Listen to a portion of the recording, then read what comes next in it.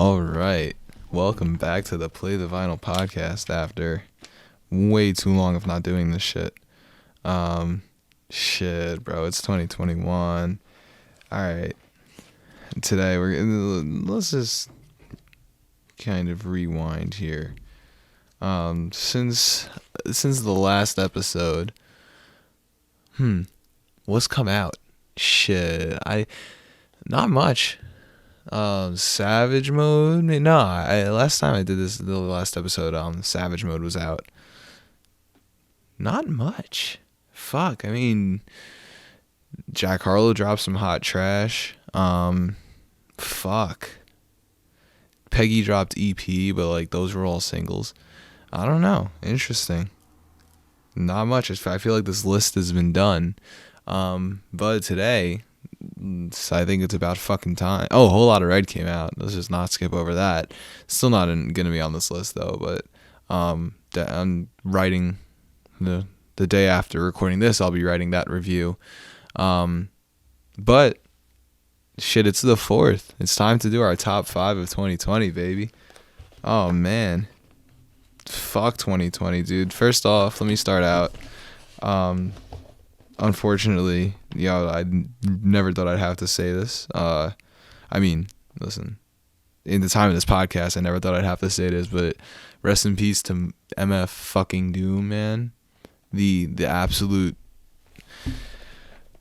Let's just take a second to like. I'm not gonna get all sappy because I did that shit on my Instagram. I think anyone who follows me, knows kind of how I feel about Doom and how much he's inspired me and, all that good shit. But, what he meant to rap and what he meant to music, rap, let's keep it in rap because I'm not going to act like he fucking influenced every single musician out there. But what he meant to rap was way more than what we see on the surface. I think a lot of Doom came out during a time where it was really, really hard to be anything but a bling rapper or be like a gangster rapper. I guess 99 he released, I guess, as MF Doom. Yeah. So I mean, I'd say like it was kind of the beginning of the bling era in rap. And he just came out with sounds that no one, and bars and rhyme schemes that no one's ever fucking even had like been able to try to comprehend. I don't think that before he came out, like I don't think there was really anyone who was as lyrically dense as him. And again, like I'm gonna keep saying this, but there aren't many rappers, if any, who have 310s under their belt at least. Like Madvillainy is an unquestionable 10 among everyone who does this shit, who talks about music, who's into music. Food, obviously another 10. Vaudeville Villain, many people see as a 10. Born Like This, like another fucking almost impeccable project, and that's aside from all the other shit he's done. I love the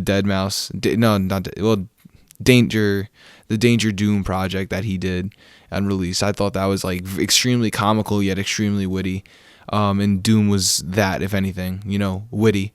And it would be harsh of me not to credit him for birthing and giving hope and giving inspiring all of my favorite rappers, from Earl to Mike to Peggy to Kendrick to Cardi, like to everyone. It's a fucking big loss. And I'm not gonna sit here and say he was gonna come out with anything like he did when he was younger, but goddamn, like when he was at his prime, and he didn't care. He didn't care what the fuck anyone else thought, and that's kind of why we love who we love in art. Think of all the great artists you got, like Andy Warhol, Keith Haring, like great minds in film like Tarantino and fucking Scorsese and whoever the fuck you want to go back and talk about. And then in music, from the Beatles to the Beatles switching to Sgt. Pepper, or Dylan going acoustic, not electric. That's a common trait in all the artists that we really, really love and that we're extremely passionate about, and the artists that inspire us to be who we are. And Doom was unquestionably part of that, equation in my life and in a ton of others. So just, it's a big loss in the community. Fuck, it hurts. It hurts. But listen, Doom was under the limelight, and not under. He was moving, away from the limelight. He never wanted to be in it.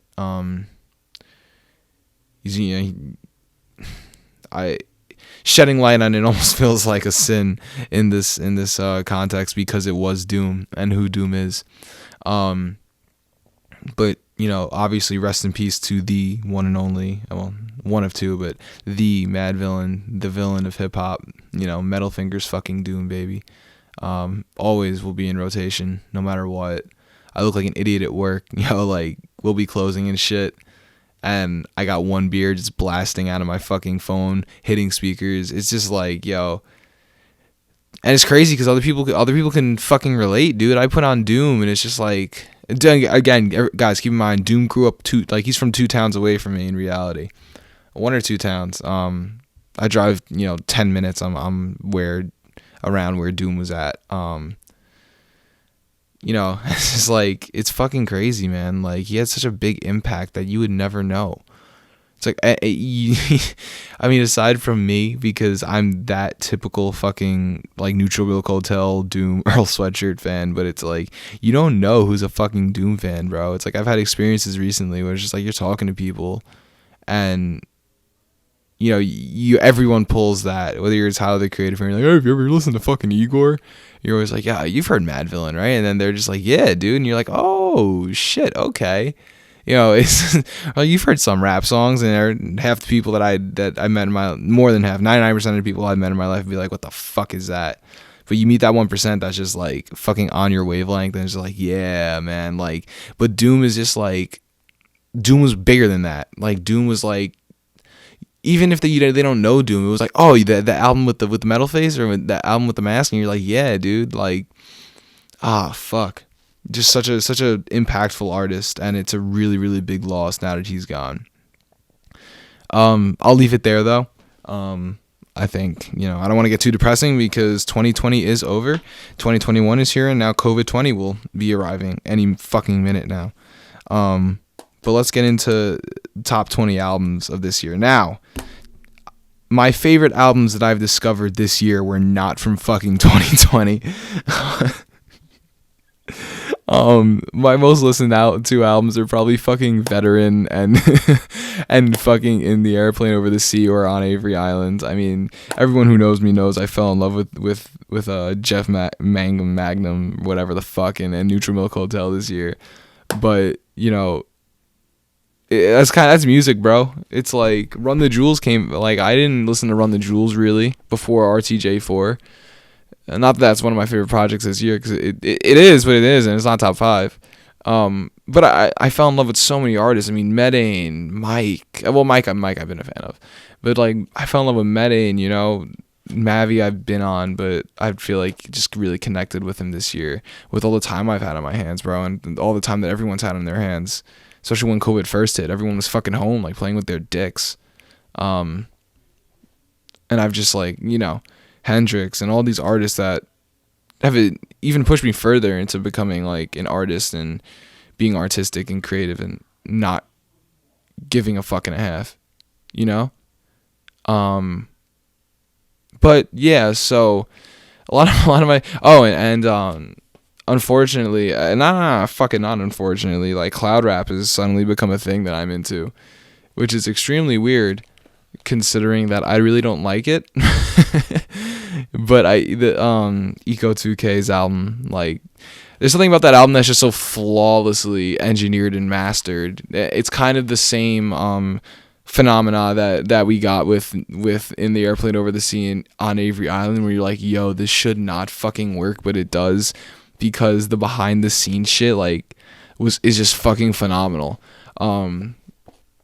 and then like nonstop Dilla and Madlib, Freddie Gibbs is just like, oh my god, like a lot of shit that I've discovered this year, yo. Not discovered, but that I've kind of reacquainted since myself with, dude. But yeah, so a lot of pretty much any of my favorite albums as of right now are not 2020 albums, but let's take a look back and kind of think about what 2020 was for rap and for music, and the interesting kind of winding road that we've all been on as fucking music fans. I'm just gonna go over the big ones. I'm not gonna get too into it, but we got Eternal Atake, we got RTJ4, we got Whole Lotta Red.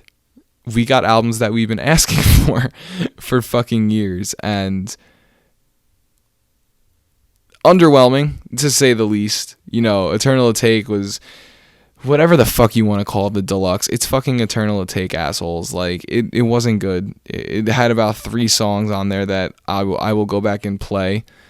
2 really, not as good as I thought it, as anyone really thought it would be. Whole Lotta Red dropped. That's going to be an album that ages with time, I think. I mean, I have like a handful of songs in there that I really like, but I think it's going to age well. I do. As much as I don't want to say it, I think it's going to age well. I think Cardi fucked up in the way that he kind of split the album and had 2 different ideas and had 2 different sections where he's using different producers and having a different aesthetic, because Die Lit was just such a consistently fucking punk rap album. But needless to say, I'd say like those 3 albums were really big and disappointing, but not disappointing for some of them. RTJ4 was just like really cool when it first came out, but hasn't stuck with me personally. I mean, and in terms of kind of mainstream, I mean, listen, guys, Westside Gunn dropped. I know, whoop de fucking do. It's like he drops 17 times a year, and it's all the same. I'll fight someone on that. Nas dropped, don't really care. Like, Gunna dropped, don't really care. Funeral dropped, don't really care. Revenge of the Dreamers did not drop in 2020. That's a lie. I don't know. Like, yeah, we got like Don Toliver. Let's take a second and kind of talk about 2020 and Pop Smoke, because I feel like those are 2 words that are going to go together forever. Love him or hate him, like him or don't like him, yo, Pop Smoke was on a wave that we I'm not gonna say like no one was on that wave, because we get a rapper every 2 years, maybe every year. I'd say like every 2 years, 3 years, that gets on this wave and dies. It fucking sucks to say, but we had Pete, we had X, we had Juice WRLD. Now it was Pop Smoke. Really King Von, yeah, totally could have been on a wave, but Pop Smoke was that artist who would have been selling out arenas just for being Pop Smoke and just for his hooks, and God knows how long his run would have been, but it's kind of unquestionable that he was a star. Innovative in his own way, not necessarily in the best way, but innovative in his own way. I personally enjoyed a good amount of his music. But I think those are 2 things that are really, really, really connected, and that do suck, unfortunately. We did lose that, which is kind of hurts, in terms of mainstream rap. But, Amine dropped a pretty good album. Conway dropped a pretty good album. Spillage Village dropped a really good album. Spilligion, which I think, kind of went under the radar too much. Just a really like Afrocentric fucking fun album to listen to, where I think JID and EarthGang were both kind of like on top of their fucking game, to say the least. It was just a really, really good album. And I'm not gonna go into it. I mean, yeah, we got a Future project, we got like the Baby project. Yeah, we got a Future and Uzi project, who no one's listening to that. But we got a lot of projects that we were waiting for, is kind of my fucking my point. And none of the ones that we were waiting for made it to this list. So I guess with that being said, let's start the list. I feel like this order can change at whatever rate it wants to, and whatever rate it's going to. But needless to say, it's a list, and I have it, and I wrote it, and I've been thinking about it for about a couple weeks now, trying to figure out, what my favorite projects were, because this is one of those years where, like, no project that came out this year has necessarily been on rotation, but there have been a good amount of projects where I listened to them, and first, second, third try. Also, keep in mind, I reviewed these projects, so I beat them, like a fucking dead horse. But, there were a lot of projects that when I listened to them first time, I was like, oh, okay, like, let's take a step back. Let's evaluate what the fuck's going on here, because there's a lot going on here. So that being said, at the 5 spot, and hold on, fuck you guys who come out with, like, 150 best projects of 2020. It's like, no. You have 5 projects that were amazing. Then you have 145 that were... You probably have 50 that were good. The rest were mediocre. Like, it doesn't work like that.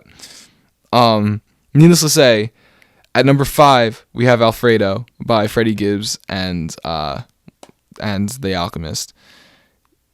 Everyone's gonna fucking hate me for this, dude. It's a good project. It's a very good project. Like, every single one of these projects in the top 5 are fucking great projects. Don't get me wrong. However, Alfredo, I think that Gibbs wasn't on the top of his game, and I think Gibbs didn't match up with that vibe very well. Freddie's a fucking great rapper. Don't get me wrong. I don't think he's as good as Pusha T, but he's a great rapper. He does really, really well over certain types of beats, hence fucking Pinata and Bandana, right? Like, phenomenal albums. He had Madlib producing for him, and doesn't mean that Alchemist is a worse producer than Madlib. I mean, Madlib is the god, but it's still a phenomenal producer, to say the least. But I think that the vibe of Alchemist, a kind of low frequency, skewed kind of vibe that they were going for, didn't really match up on what Gibbs had, and essentially made the album a little less bouncy than I would have liked, and a little more repetitive. I think Gibbs writes really good hooks. I think Gibbs can engage someone in a story really well if he has this kind of upbeat soul R&B vibe behind him. And I think that this album was kind of lacking that, which, again, sucks to say, but I do think that this album was lacking Gibbs, like, it was a lot of writing and it was a lot of storytelling, and which is fucking cool. But if that were the case, then, like, For Your Eyes Only would be the best album of all time, or any of these very, very dense storytelling albums. But, like, there was a lot, again, like, there was a lot of good about it. It's a top 5 album, but there's no doubt in my mind that it was lacking some of the soul, and because that's really what Gibbs is. Like, take away the coke rap, like, he's a soul rapper. He has a ton of soul in his voice and in his delivery, and I think it just kind of, he got not monotone, well, a little monotone, and it was kind of just the same not cadence, the same delivery over and over and over again.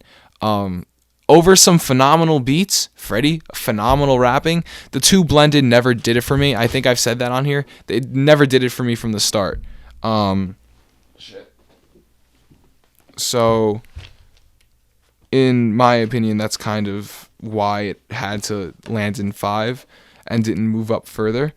Also, disclaimer, there's still albums that I haven't listened to this year. So, keep that in mind when I tell these things. I listen to as much as I can, I promise, but, Anyway, number 4, possibly one of, if not the most underrated project to fucking fly by everyone this year. One of 2. So, I kind of wanted to split this, and you know what? I might split the 4 spot. But the one that was, like, completely indefinite was Daytona by ASAP. Was it, which ASAP was it? Nat? No, 12E. Fuck. Daytona by 12E, because it was, no, it's not Daytona. What the fuck am I saying? No, Before Noon. Shit. The song is Daytona. The album is Before Noon. That album flew under so many people's radars when it came out. Essentially, for why you guys like Griselda, like, he took that and brought it to this New York tough, cocky fucking level. Griselda is kind of New York, but we're talking like Brooklyn, Flatbush, like this grimy, hard, not as grimy as in a Griselda manner, but just like this kind of fuck you, ASAP cockiness to it. That was it's really, really, really interesting. It gets the head moving. The delivery is great. It keeps you intrigued. That's a big thing. Like a lot of these Griselda albums, I can't listen to them for an hour and be like, shit, cool. Like this is awesome. Like 12E, he has his voice, he has his lyricism that is probably like right now, he's the best rapper in ASAP without a doubt. So I think there, for all of you that are gonna fucking come at my throat for this, he's without a doubt the best rapper in ASAP right now, and this album deserves to be on this list. There's just like crazy delivery and entertainment from top to bottom. It's almost like he's showing like his weird story of like this type of like exactly what Griselda does. I don't know how to put it any other way, but he's doing what Griselda does, but he's doing what Griselda should be doing with their delivery and their being entertaining and keeping the listener kind of intrigued in what the fuck you're saying. 12E always does that, but definitely did it on this album. Needless to say, 3 years after he dropped 12, kind of just came in and was like, "Hey guys, fuck you," like I mean my shit, and he does, and he really showed it with Before Noon. So we got that. That was 5. That was 4. However, the one that I kind of want to tie with Before Noon is Medane's album that came out this year, the one album that came out this year, Cold Water. Listen, it's a Slums album. If you don't get it, you don't get it. If you don't get the whole Mike kind of vibe, like you're not gonna understand it, which is kind of almost why I wasn't gonna throw it on here, because it does follow a route. It does follow a road and a pattern of the Slums delivery and the Slums type of like what makes them so cool to me, at least. I know they don't appeal to everyone, but what makes them so inspiring and cool to me, and just like Medane took this again, like this New York approach to his rapping and this kind of toughness that was just like super interesting and entertaining and just like different than what I've heard before in Slums. On Slums album. I mean, it didn't sound like Mike. It didn't sound like, Earl. I don't even know if you can start Earl Slums, but like it didn't sound like any of those guys. It sounded like Medane, which was really, really, really fucking cool. And to me, like the combination of, which is what makes Slums so good, of the lyrical ability of them and how they can write, but the mindset of less is more. I'm gonna make my sentences not shorter, but I'm gonna make my sentences shorter, but say more within them. Let the beat rock and make this song 2 minutes long. And on top of the production on the album, which was fucking fantastic and soulful and choppy and just Slums, but Medane, I think, really hit the head on the nail, hammer. Whatever, he nailed it. Okay, he fucking nailed it, and it flew way too under the radar for me. I was actually kind of disappointed that like the Instagram community and the hip hop community didn't pick it up, because I was like, yo, this is a guy who's inspired Earl and who's working with Mike and with Earl. Like this is like Medane is the real fucking deal, guys. Like he's extremely talented at what he does, and there's a reason why he's part of this group.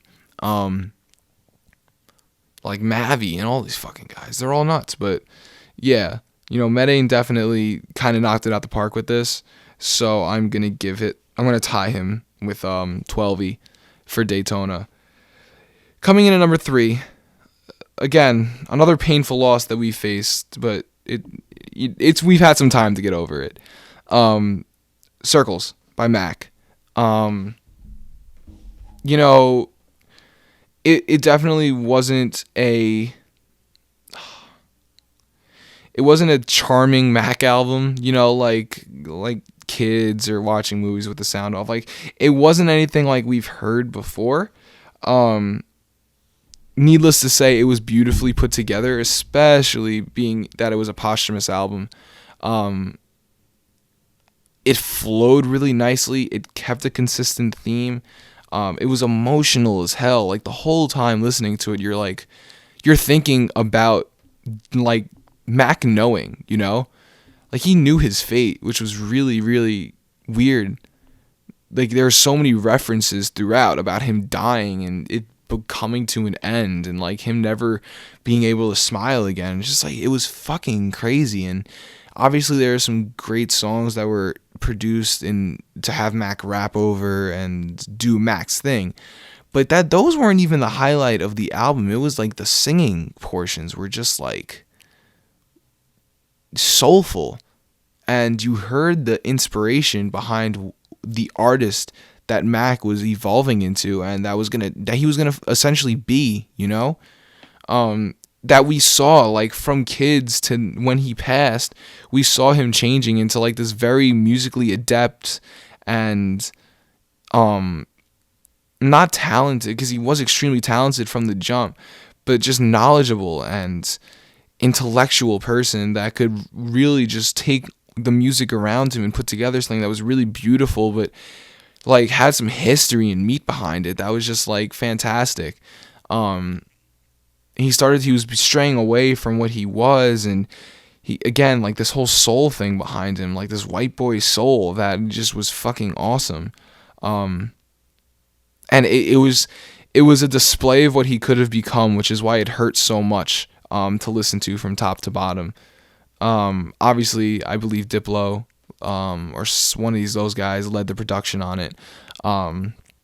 So of course it came out beautiful, but it was more than that. Like it was just like, I don't think anyone knew how much pain Mac was in before he died, and it was listening to that, like listening to him talk to himself from beyond the grave. Like he wasn't preaching to us about how he was dying. Like he was preaching to himself, which is what made it so like just I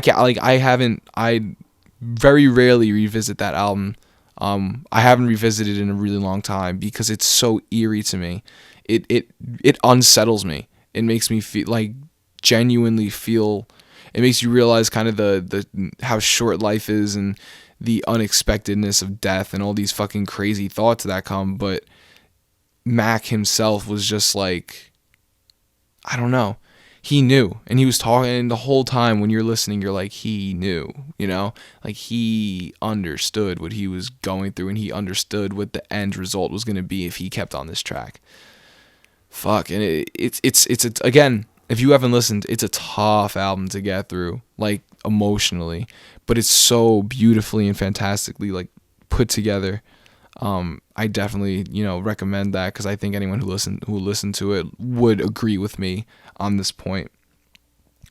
Coming in at number 2, though, Punisher, baby, by the one and only lovely, very, very, very lovely Phoebe Bridgers. Boo killed it. That's all I gotta say. Shit, again, top to bottom, consistent theme, consistent aesthetic, beautiful writing, beautiful guitar playing, fantastic compositions. I mean, it wasn't a perfect album. That's not what I'm saying. But it was just like she had an idea and she ran with it. And she had all these folk roots that just that drove her musical fucking talents beyond what they've been, and took all the outside influences from her life, whether it was her relationship with her dad or ex-boyfriends who were now in her band and friends and that she had to see, and going to Japan and not really wanting to be. It was just like so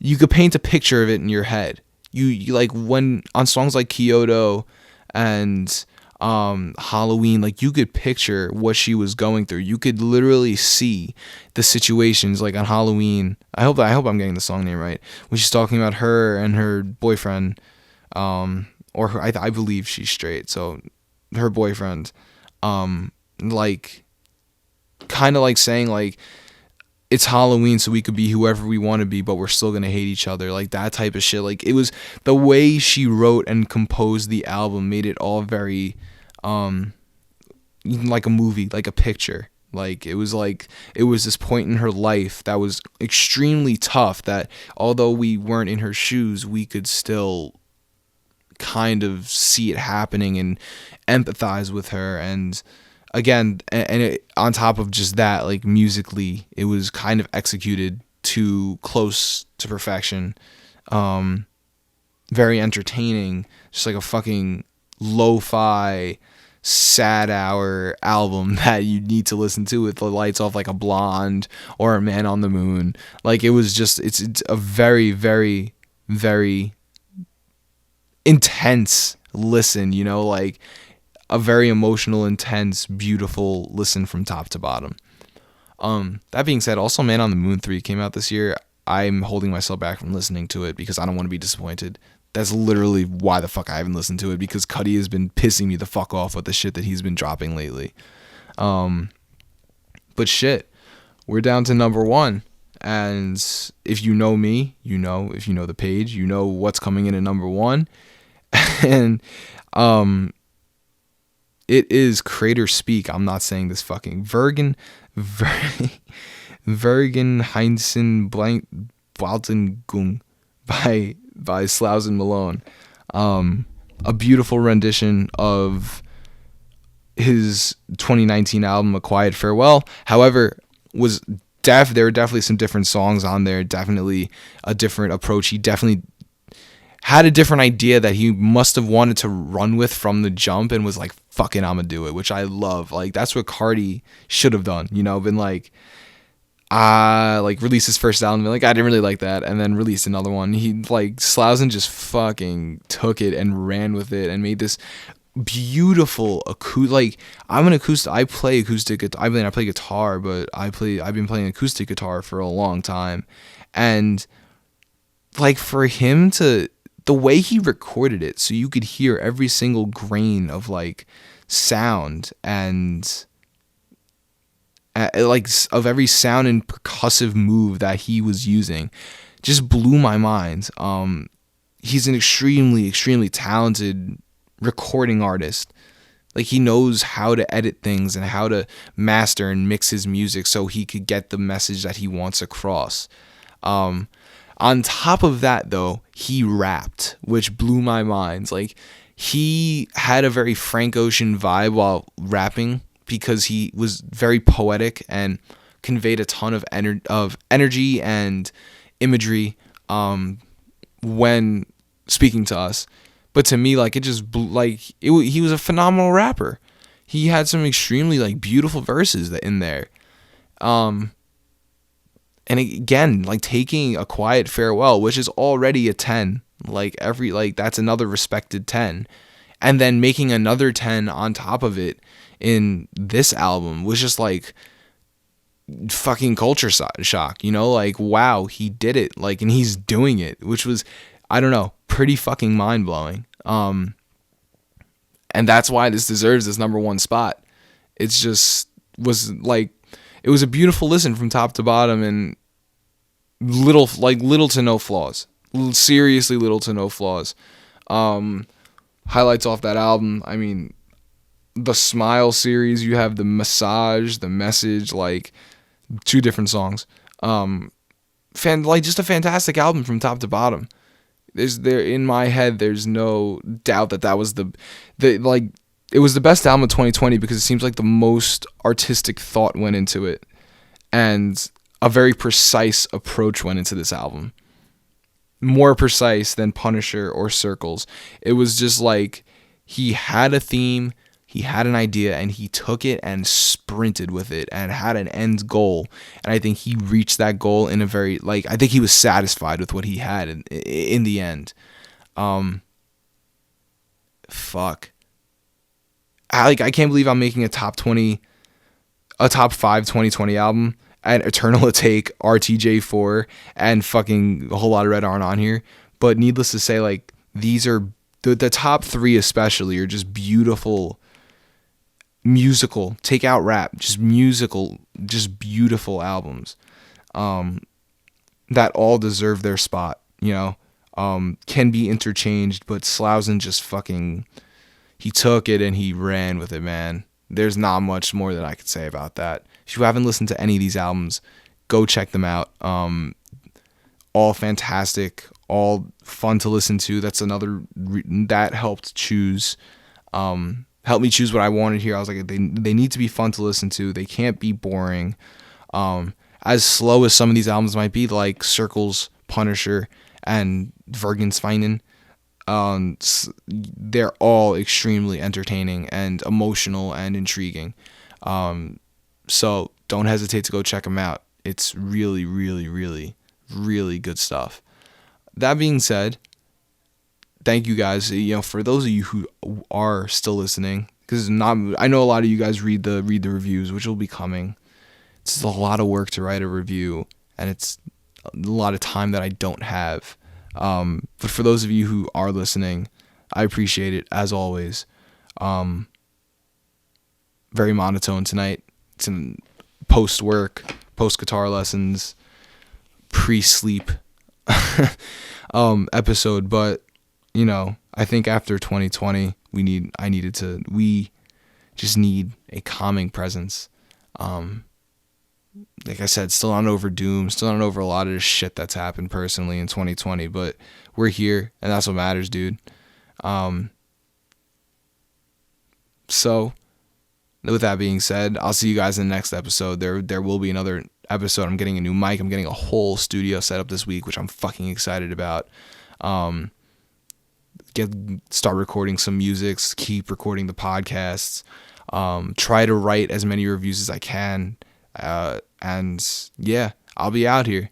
So thank you guys for listening.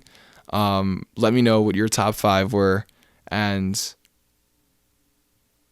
go to the moon. Peace.